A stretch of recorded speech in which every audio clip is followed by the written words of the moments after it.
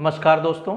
आज हम जानेंगे कि इंडियन कॉन्स्टिट्यूशन का नेचर किस तरीके का है, या अगर हम बात करें कि इंडियन कॉन्स्टिट्यूशन किस तरीके का लॉ है और इसका इफ़ेक्ट जो होगा, इसका इफ़ेक्ट किस तरीके का होगा।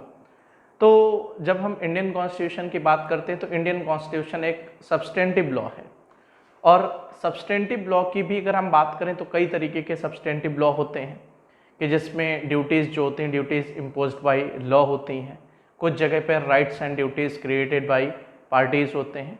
लेकिन जब हम इंडियन कॉन्स्टिट्यूशन की बात करते हैं तो इंडियन कॉन्स्टिट्यूशन में जो भी ड्यूटीज़ के बारे में बताया गया है या जो भी राइट्स वगैरह के बारे में बात की गई है, तो जब हम फंडामेंटल राइट की बात करते हैं तो फंडामेंटल राइट्स में मैक्सिमम जो हमारे राइट्स हैं वो नेचुरल राइट्स के बारे में बात की गई है। जो बेसिक हमारे आधारभूत अधिकार हैं उन अधिकारों के बारे में बात की गई है।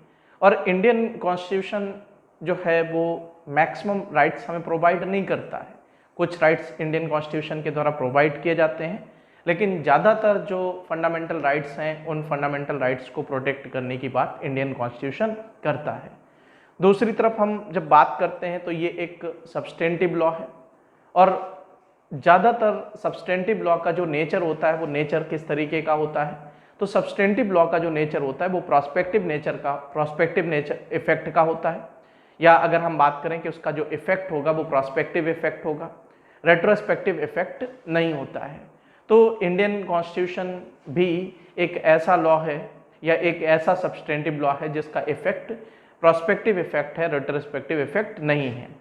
लेकिन जब हम आर्टिकल 20 पढ़ते हैं तो आर्टिकल 20 के जब हम प्रोविजंस को देखते हैं तो आर्टिकल 20 के प्रोविज़न के हिसाब से अगर हम बात करें कि जब हम पनिशमेंट के कॉन्टेक्स्ट में बात करते हैं और अक्यूज्ड के कॉन्टेक्स्ट में जब हम बात करते हैं कि अगर पनिशमेंट कोई ऐसा लॉ है जिसमें पनिशमेंट को बढ़ा दिया जाता है, तो बढ़े हुए पनिशमेंट के मामले में इंडियन कॉन्स्टिट्यूशन या जो लॉ होगा, लॉ का नेचर प्रोस्पेक्टिव होगा।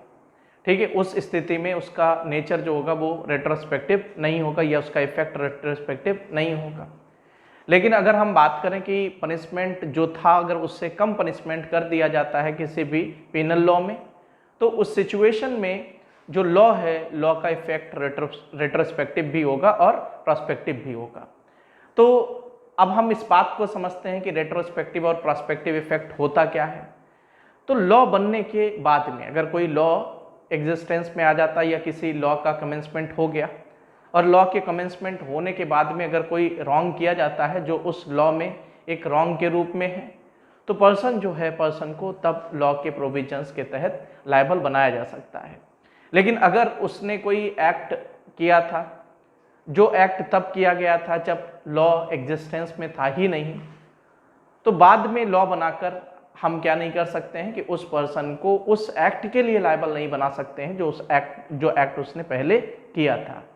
तो इसी तरीके से जब हम बात करते हैं तो हम इसको क्या कह देंगे कि ये इफेक्ट कैसा है, प्रोस्पेक्टिव। मतलब लॉ बनने के बाद में अगर कुछ घटनाएं होती हैं तो उन पर तो लॉ को लागू किया जाएगा, लेकिन अगर लॉ बनने से पहले कोई रॉन्ग या कोई ऑफेंस या कोई भी गलत कृत्य किया जाता है तो उसके अंतर्गत, उसके तहत अगर हम बात करें कि उस रॉन्ग के लिए उस पर्सन की लायबिलिटी जो होगी वो उस लॉ के अंतर्गत नहीं बनाई जा सकती है। तो ये हो गया रेट्रोस्पेक्टिव और प्रोस्पेक्टिव के कॉन्टेक्स्ट में। डियर स्टूडेंट्स, अगर आप लोग हमारी रेगुलर क्लासेस ज्वाइन करना चाहते हैं तो आप वैद ICS का एप्लीकेशन डाउनलोड करिए और उस पर रेगुलर क्लासेस आप देख सकते हैं। रेगुलर क्लासेस में आपको जो भी चीज़ें होंगी वो सब इंटरलिंक करके बताया जाएगा। लॉ के प्रोविज़न, एक लॉ का प्रोविज़न किन किन 2 या 2 से ज़्यादा लॉ के प्रोविज़न से इंटरलिंक करके पढ़ा जाएगा। तो ये सारी चीज़ें जो हैं वो आपको वैद ICS के एप्लीकेशन पर मिलेंगी और उस पर रेगुलर क्लासेस में आपको सारी चीज़ें बताई जाएंगी। Thank you.